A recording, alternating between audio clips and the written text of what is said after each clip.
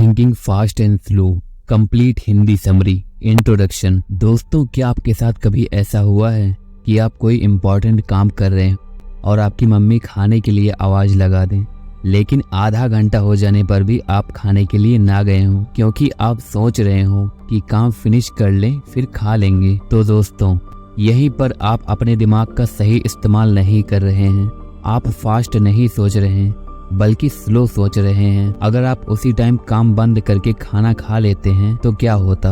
आपकी मम्मी का काम आसान हो जाता, उनका शेड्यूल खराब नहीं होता और आपका काम भी कहीं नहीं जाता। आप वापस आकर उसे निपटा सकते थे, लेकिन आप इमोशनल होकर सोच रहे थे कि काम बहुत जरूरी है।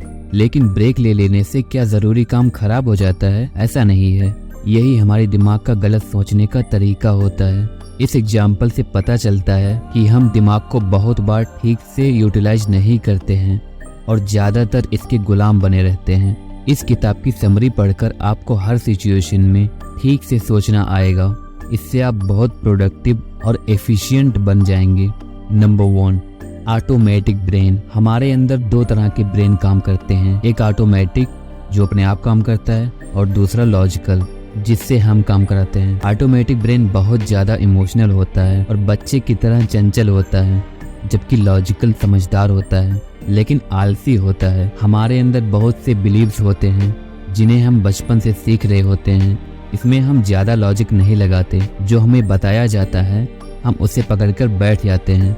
हिंदू घर में पैदा हुए बच्चे को बताया जाता है कि ब्रह्मा, विष्णु और महेश भगवान हैं, जबकि क्रिश्चियन बच्चे को यीशु के बारे में बताया जाता है। वे बच्चे इन बिलीव्स के साथ बड़े होते हैं। उन्हें अपने धर्म से प्यार हो जाता है।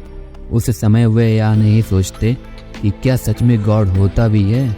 कुछ लोग आगे चलकर लॉजिकल ब्रेन का इस्तेमाल करते हैं और यह प्रश्न पूछने लगते हैं, क्या गॉड है? लेकिन सिर्फ ऑटोमेटिक ब्रेन वाले भगवान के बिलीव्स के साथ आगे चलते रहते हैं।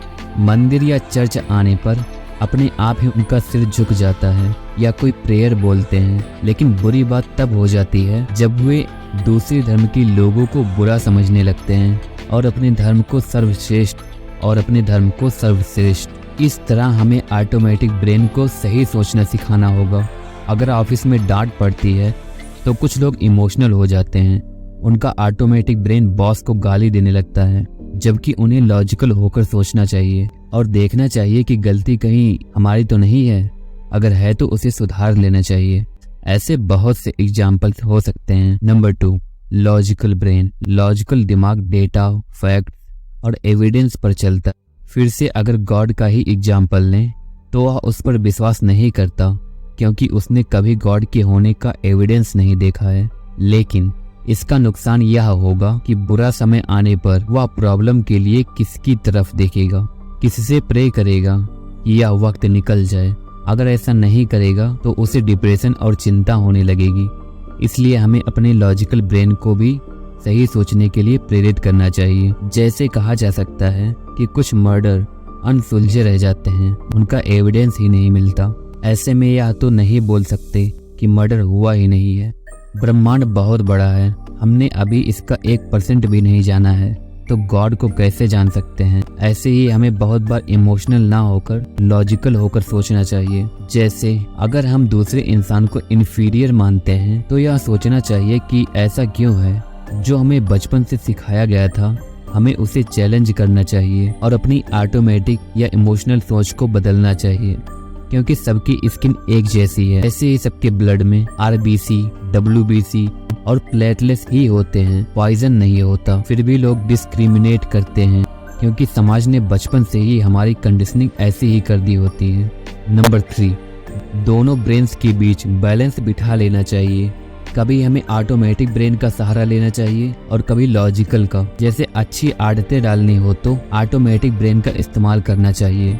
किसी रिवार्ड के बारे में सोचना चाहिए और हैबिट को उससे लिंक कर देना चाहिए। जैसे एक्सरसाइज को गुड लुक्स से लिंक कर सकते हैं। रोज एक्सरसाइज करने लगेंगे। बुरी हैबिट को छोड़ने के लिए लॉजिकल ब्रेन लगाना चाहिए।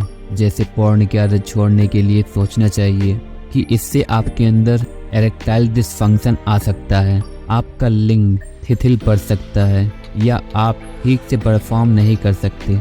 नंबर 4, मेंटल शॉर्टकट कैसे बनाएं। बहुत बार हम काम करने का शॉर्टकट ढूंढते हैं, कई बार यह ठीक भी होता है लेकिन बहुत बार गलती भी हो जाती है।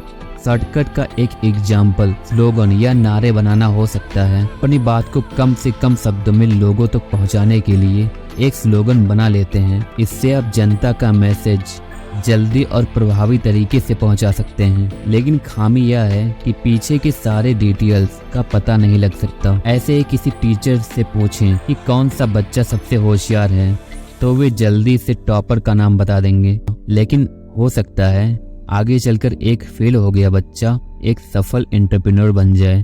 तो सही मायनों में होशियार कौन है? इस तरह मेंटल शॉर्टकट्स, जिसे हेरिस्टिक भी कहते हैं, सोच समझकर इस्तेमाल में लाया जाना चाहिए। नंबर 5, बायसेस से बचें। हम अपने दिमाग में बहुत से बायसेस बना लेते हैं, जैसे फला धर्म के लोग अच्छे नहीं होते या उस देश के लोग ऐसे होते हैं। ऐसे ही अगर एडवर्टाइजमेंट में बॉलीवुड का सेलिब्रिटी है तो हम सोचते हैं कि प्रोडक्ट अच्छा होगा, जबकि ऐसा नहीं है। महंगी गाड़ी से आदमी को ज्यादा खुशी मिलेगी, यह भी एक मेंटल बायस ही है। इन सब बायसेस से हमारा मतलब है गलतफहमियां। इन सब बायसेस से दूर रहना चाहिए, तभी हम सक्सेसफुल लाइफ जी सकते हैं। नंबर 6, एवरेज का सहारा लें। अगर कोई सिचुएशन बहुत कॉम्प्लेक्स है तो आपको बीच का रास्ता ढूंढना चाहिए या उपाय करना चाहिए कि दोनों ही पक्षों का फायदा हो, यानी विन विन सिचुएशन। जैसे शेयर मार्केट में कुछ लोग सारी जमा पूंजी एक ही पेनी स्टॉक में लगा देते हैं और जल्दी ही सब कुछ गंवा कर सड़क पर जाते हैं। ऐसा करने की जगह अपने पैसे को बहुत से स्टॉक्स में लगाना चाहिए, जैसे कुछ ब्लू चिप्स कंपनीज में और 1-2 पेनी स्टॉक में। इससे आप एक एवरेज की तरह इन्वेस्टमेंट कर रहे होंगे जिसमें रिस्क कम होगा। नंबर 7, हिंडसाइट का इस्तेमाल सीखें। जब भी कोई बड़ा फैसला लें तो आप पास्ट के तजुर्बे को ध्यान में रखें, तब आप पास्ट के एक्सपीरियंसेस को ध्यान में रखें। इसे ही हिंडसाइट कहते हैं। जो मिस्टेक्स पास्ट में की हैं उन्हें कभी भी ना दोहराएं। ध्यान रखें कि पहले किस चीज ने काम किया था और किसने नहीं। नंबर 8, रिस्क लें। बहुत से लोग रिस्क लेने से बचते हैं और अपने टैलेंट के साथ ही मर जाते हैं। दूसरी ओर कुछ लोग रिस्क लेते हैं और बर्बाद हो जाते हैं। दोनों ही सिचुएशन गलत है। मान लीजिए आप बॉलीवुड के एक्टर बनना चाहते हैं, आप में एक्टिंग स्किल्स हैं लेकिन आप रिस्क नहीं लेना चाहते। फिर आप कोई जॉब कर लेते हैं और जिंदगी भर पछताते हैं। दूसरी ओर आप एक कदम से बॉलीवुड चले जाते हैं लेकिन वहां सफल नहीं होते। इससे भी आपकी जिंदगी व्यर्थ जाएगी।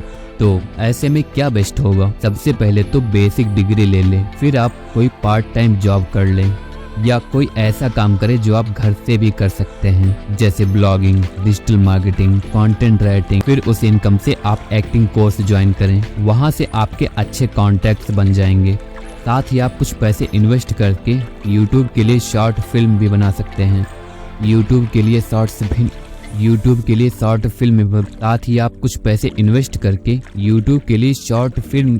फिल्म भी बनवा सकते हैं जो आपके पोर्टफोलियो की तरह काम करेगा। इस अप्रोच से आप रिस्क भी ले पाएंगे और उससे होने वाले नुकसान से भी बच जाएंगे। तो इस तरह दोनों ब्रेन की थिंकिंग में बैलेंस बना रहेगा। नंबर 9, लॉस होने पर क्या करें?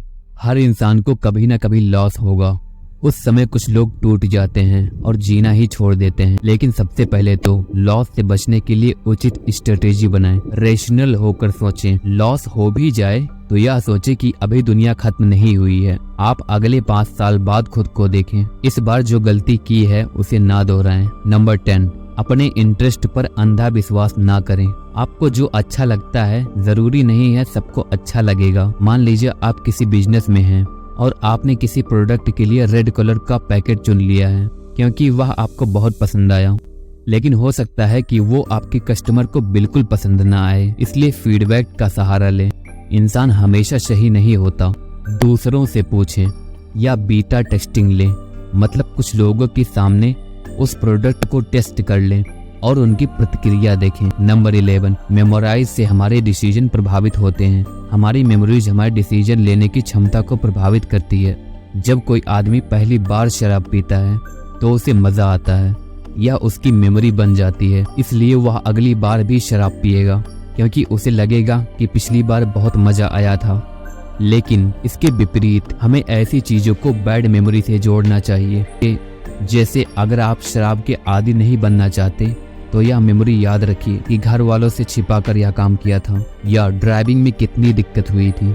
इस तरह जिस चीज की आप आदत छोड़ना चाहते हैं। और यहाँ पर हमारी समरी समाप्त होती है। धन्यवाद।